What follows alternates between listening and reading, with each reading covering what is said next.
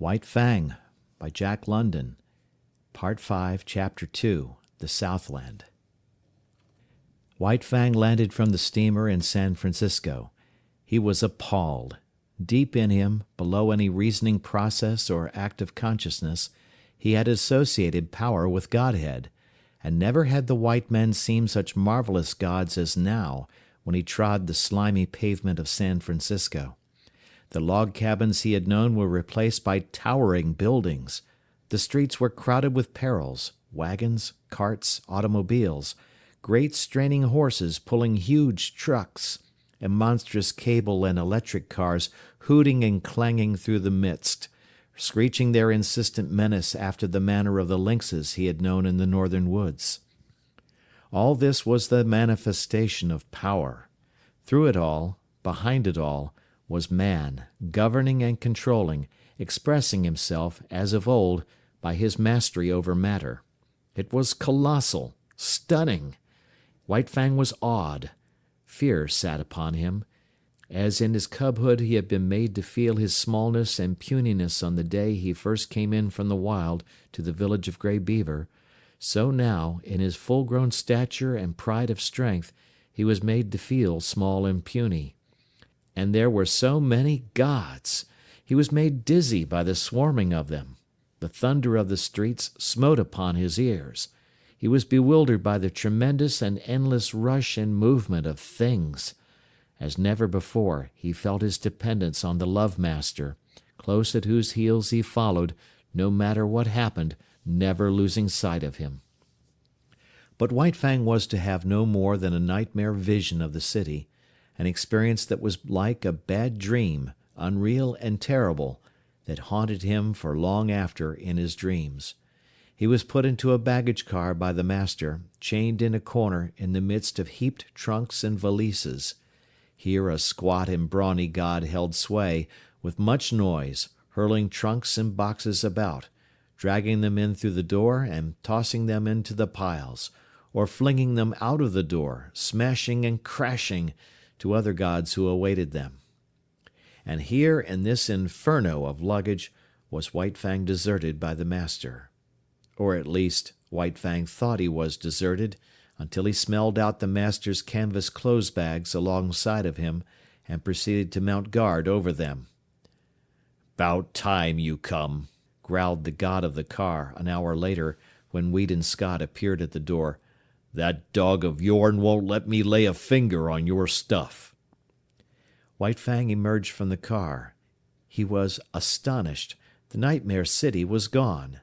The car had been to him no more than a room in a house, and when he had entered it, the city had been all around him.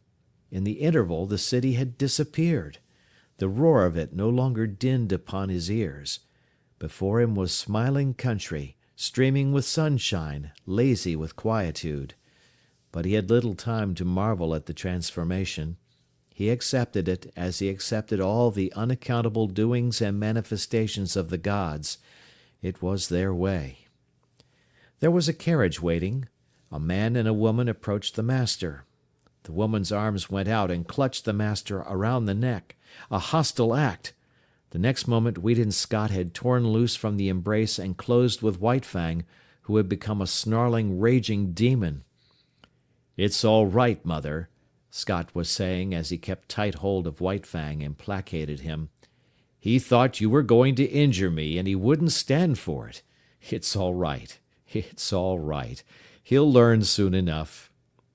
"And in the meantime I may be permitted to love my son when his dog is not around," she laughed, though she was pale and weak from the fright.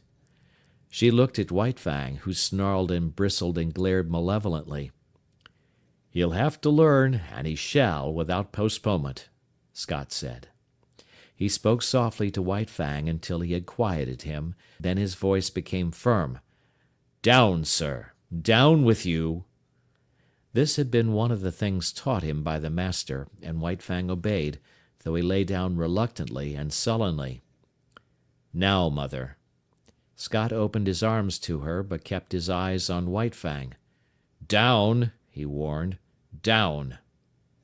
White Fang, bristling silently, half crouching as he rose, sank back and watched the hostile act repeated. But no harm came of it, nor of the embrace from the strange man-god that followed. Then the clothes bags were taken into the carriage, the strange gods and the love-master followed, and White Fang pursued, now running vigilantly behind, now bristling up to the running horses and warning them that he was there to see that no harm befell the god they dragged so swiftly across the earth. At the end of 15 minutes, the carriage swung in through a stone gateway and on between a double row of arched and interlacing walnut trees. On either side stretched lawns, their broad sweep broken here and there by great sturdy-limbed oaks. In the near distance, in contrast with the young green of the tended grass, sunburnt hayfields showed tan and gold, while beyond were the tawny hills and upland pastures. From the head of the lawn, on the first soft swell from the valley level, looked down the deep-porched, many-windowed house. Little opportunity was given White Fang to see all this. Hardly had the carriage entered the grounds when he was set upon by a sheep-dog, bright-eyed, sharp-muzzled, righteously indignant and angry. It was between him and the master, cutting him off. White Fang snarled no warning, but his hair bristled as he made his silent and deadly rush. This rush was never completed. He halted with awkward abruptness, with stiff forelegs bracing himself against his momentum, almost sitting down on his haunches, so desirous was he of avoiding contact with the dog he was in the act of attacking. It was a female, and the law of his kind thrust a barrier between. For him to attack her would require nothing less than a violation of his instinct. But with the sheep-dog it was otherwise. Being a female, she possessed no such instinct. On the other hand, being a sheep-dog, her instinctive fear of the wild, and especially of the wolf, was unusually keen. White Fang was to her a wolf, the hereditary marauder who had preyed upon her flocks from the time sheep were first herded and guarded by some dim ancestor of hers. And so, as he abandoned his rush at her and braced himself to avoid the contact, she sprang upon him. He snarled involuntarily as he felt her teeth in his shoulder, but beyond this made no offer to hurt her. He backed away, stiff-legged with self-consciousness, and tried to go around her. He dodged this way and that, and curved and turned, but to no purpose. She remained always between him and the way he wanted to go. "Here, collie!" cried the strange man in the carriage. Weedon Scott laughed. "Never mind, father. It is good discipline. White Fang will have to learn many things, and it's just as well that he begins now. He'll adjust himself all right." The carriage drove on, and still Collie blocked White Fang's way. He tried to outrun her by leaving the drive and circling across the lawn, but she ran on the inner and smaller circle, and was always there, facing him with her 2 rows of gleaming teeth. Back he circled, across the drive to the other lawn, and again she headed him off. The carriage was bearing the master away. White Fang caught glimpses of it disappearing amongst the trees. The situation was desperate. He essayed another circle. She followed, running swiftly. And then suddenly he turned upon her. It was his old fighting trick. Shoulder to shoulder, he struck her squarely. Not only was she overthrown, so fast has she been running that she rolled along, now on her back, now on her side, as she struggled to stop, clawing gravel with her feet, and crying shrilly her hurt pride and indignation. White Fang did not wait. The way was clear, and that was all he had wanted. She took after him, never ceasing her outcry. It was the straightaway now, and when it came to real running, White Fang could teach her things.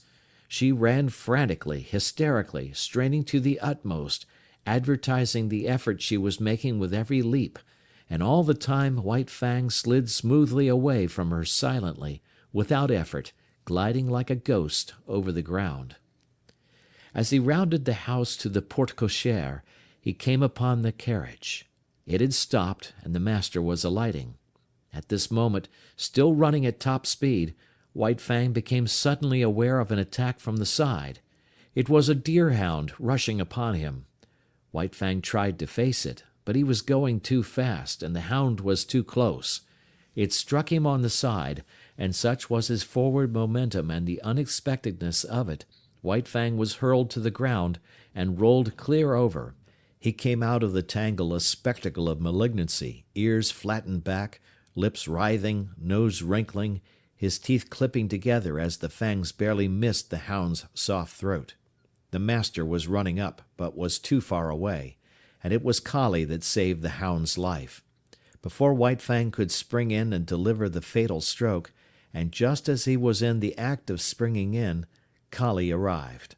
She had been outmaneuvered and outrun, to say nothing of her having been unceremoniously tumbled in the gravel, and her arrival was like that of a tornado, made up of offended dignity, justifiable wrath, and instinctive hatred for this marauder from the wild. She struck White Fang at right angles in the midst of his spring, and again he was knocked off his feet and rolled over. The next moment the master arrived and with one hand held White Fang while the father called off the dogs. "I say, this is a pretty warm reception for a poor lone wolf from the Arctic," the master said, while White Fang calmed down under his caressing hand. "In all his life he's only been known once to go off his feet, and here he's been rolled twice in 30 seconds. The carriage had driven away, and other strange gods had appeared from out the house. Some of these stood respectfully at a distance, but 2 of them, women, perpetrated the hostile act of clutching the master around the neck. White Fang, however, was beginning to tolerate this act. No harm seemed to come of it, while the noises the gods made were certainly not threatening. These gods also made overtures to White Fang, but he warned them off with a snarl, and the master did likewise with word of mouth. At such times White Fang leaned in close against the master's legs and received reassuring pats on the head. The hound, under the command, "Dick, lie down, sir," had gone up the steps and lain down to one side of the porch, still growling and keeping a sullen watch on the intruder. Kali had been taken in charge by one of the woman gods, who held arms around her neck and petted and caressed her, but Kali was very much perplexed and worried, whining and restless, outraged by the permitted presence of this wolf, and confident that the gods were making a mistake. All the gods started up the steps to enter the house. White Fang followed closely at the master's heels. Dick, on the porch, growled, and White Fang, on the steps, bristled and growled back.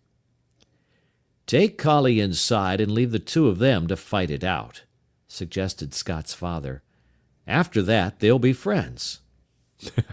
"Then White Fang, to show his friendship, will have to be chief mourner at the funeral," laughed the master. The elder Scott looked incredulously, first at White Fang, then at Dick, and finally at his son. "You mean—" Whedon nodded his head. "I mean just that. You'd have a dead Dick inside 1 minute. 2 minutes at the farthest." He turned to White Fang. "Come on, you wolf. It's you that'll have to come inside." White Fang walked stiff-legged up the steps and across the porch, with tail rigidly erect, keeping his eyes on Dick to guard against a flank attack, and at the same time prepared for whatever fierce manifestation of the unknown that might pounce out upon him from the interior of the house. But no thing of fear pounced out, and when he had gained the inside, he scouted carefully around, looking at it and finding it not. Then he lay down with a contented grunt at the master's feet, observing all that went on, ever ready to spring to his feet and fight for life with the terrors he felt must lurk under the trap roof of the dwelling. End of chapter 2.